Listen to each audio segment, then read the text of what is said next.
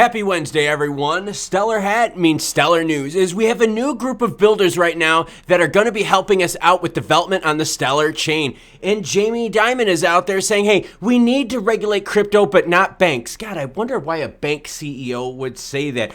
And CBDCs are a big thing, but how far should the government go to make them successful? All right, ladies, let's get into it. XLM sitting at 8.4 cents, down 1.68% last 24 hours. The majority of the market is red as we're waiting for more news from Jerome Powell and the Fed. Hey, that rhymed. Yep, we've got CPI data out as well as the next rate hike increase coming from Jerome Powell, the 13th and the 14th. So that's why the market is on pause, waiting for things to happen. Bitcoin sitting at 16,860. ETH 1234. Not a good number, everyone. All right, let's get into it. All right, CBDCs. Big topic of discussion here within the channel and amongst the cryptoverse.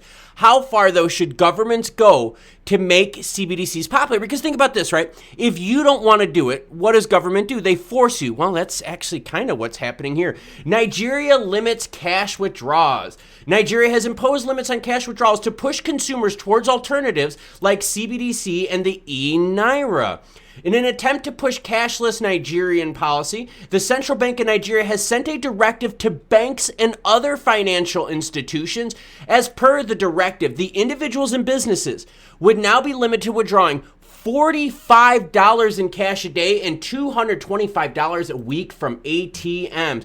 Individuals and businesses will also be limited to withdrawing $225 and $11.25 respectively at banks per week. So now the Nigerian government is saying like, hey, look, we've got this CBDC project. We want it to be popular. How do we make it popular? We're going to not let you take cash out at the bank. How messed up is that? It's one thing if you have different options available to people and you're like, hey, you can use cash, you can use CBDC. Let's see what happens naturally to these projects. But for governments to step in and force people to have caps on limits of cash is absolutely insane. I do not think this is the right way to get the public into CBDCs. You should not have to force people into digital money. Instead, educate them why digital money is better. Because you and I both know, if the government were to force you into something, how resistant would you be? Extremely, right? But now if you were educated about something, you're like, yeah, I might dip my toes in the water. So Nigeria, CBDC project, they're forcing people into using it. Jamie Dimon, the CEO of JP Morgan, says this, everyone, that crypto is like a sideshow and its tokens are like pet rocks. 20 to 30 billion of ransomware that we know about, 20 to 30 billion of exchange costs that we know about, lots of AML, anti-terrorism financing, tax avoidance, trafficking. Why do we allow this stuff to take place? Hold on. So you've got a big bank guy out there that's like, hey, stop beating up on banks, start focusing more on crypto. Why would he be saying this? Well, it's obvious, so that the banks can do whatever the hell they want. They are so happy right now with the likes of Celsius, FTX, Voyager, Luna, all that, because all the pressure is being taken off banks and the stuff that they can do. So while the regulators are focusing on crypto situations over here, banks are doing whatever the F they want over here. Really good misdirection here by banks. And Jamie Dimon is taking advantage of the FTX fallout to say, hey, banks are good. We're not in trouble. You need to regulate more crypto. Now, what would that do? Well, it's just like the Nigerian story. That would force more people into traditional banks rather than crypto. So again, if we want people to go into crypto, we should educate them rather than forcing them. And that's what Jamie Dimon wants. He wants more regulation, more strict enforcement of crypto, forcing people to go back to traditional banking systems. Crypto tax firm Coinly lays off 14% of staff amid their bear market. Tax reporting platform Coinly has joined the growing list of firms reducing their headcount amid the challenging market. That's right, everyone. More layoffs are going to continue as the FTX fallout grows, and Jamie Dimon and others out there are going to take advantage of it and make it look like traditional banks are the saints while crypto is the villains. All right, Stellar Lumens presents groundbreaking project to change the world. Will it drive the price to $1? I hate stupid crap like that. This isn't about driving it to the dollar. This is about building the ecosystem. This is about Stellar and the projects that are built and what they turn into. A total of 21 projects have emerged as winners from the grants of the 11th round of the Stellar Community Fund, the Stellar Ecosystem Projects Funding Initiative. As seen in the SCF blog post, the latest round initiative was a unique in many ways and set several records. Now, a lot of people out there is like, wait a minute, what does building and all these grants have to do with Stellar? How does this help our growth?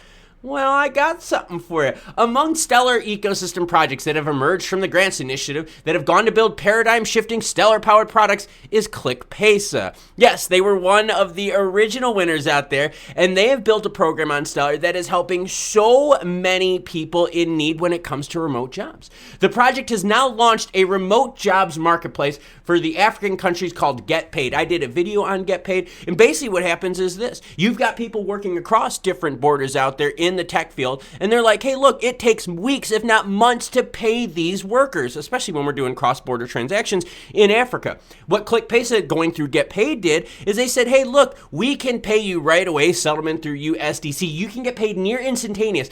That is going to allow tech companies out there to hire all over Africa and be able to pay these people right away. So even if their town, their locale doesn't have the tech pool of talent that they need, they now can go elsewhere. Before they couldn't. Why? Because to pay these people, sometimes it took up to 6 months.